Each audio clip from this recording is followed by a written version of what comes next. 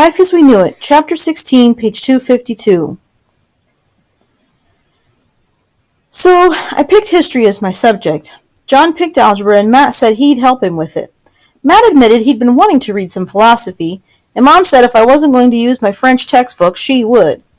I don't know how long the burst of studying is going to last, but I understand Mom's point.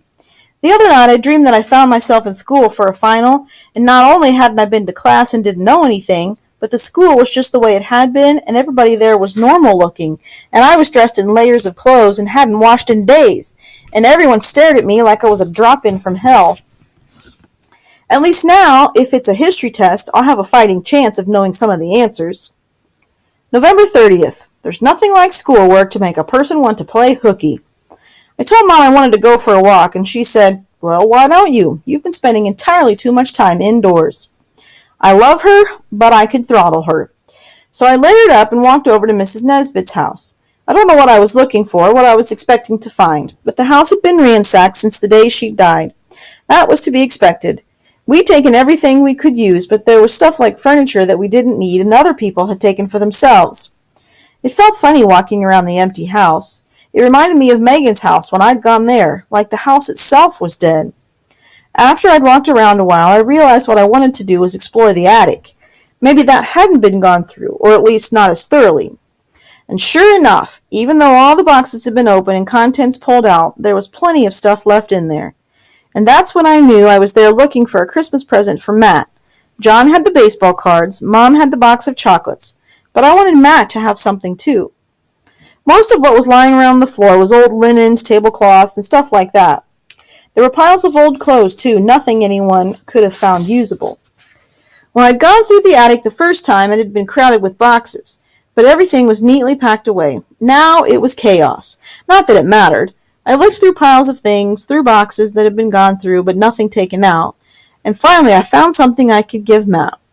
It was a dozen or so different colored pencils from an old color-by-number picture set. The pictures had all been carefully colored in, but their backs were blank. So I decided to take them too. Back in high school, Matt had done some drawing. I wasn't sure he'd even remember it, but I did, because he did a sketch of me in a much better lay-back position than I'd ever really managed. Mom had loved it and wanted to hang it up, but it embarrassed me because I knew it wasn't really me, and I threw a tantrum until she gave up on the idea. I guess she kept the picture, but I don't know where she hid it. At some point, Matt's going to stop chopping firewood, and when he does, he can take up art again to go along with his philosophy studies. I went through the other stuff in the attic, but the pencils were definitely the high point, so I thanked Mrs. Nesbitt and went home. Just to be sneaky, I went in through the front door and took the color-by-number set up to my bedroom before returning to the sunroom. We may not have chicken for Christmas dinner, but at least there'll be presents. December 1st. For the third straight day, the temperature was above 0 this afternoon, so I took Mom's skates and went to the pond. There was no one there. I'm really starting to think that the whole Brandon thing was a hallucination. In a funny way, it was better that I was alone, since I never am at home. Mom can definitely hobble around now, so I don't have to hover around her all the time, but it's way too cold in the house to spend much time any place but the sunroom. I skated around the pond, nothing fancy, and incredibly slow. I had to be careful since there were chunks of ice missing.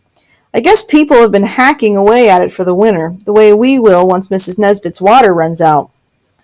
The air is so bad I don't know how Matt and Johnny manage. I'd skate for a few minutes and then start coughing. I probably didn't skate for more than 15 minutes total, but I was exhausted by the time I finished, and it took most of my strength to get back home. Matt, Mom, and I are down to one meal a day, but at least we're eating 7 days a week, and maybe the temperature really is warming up, and that'll make things better.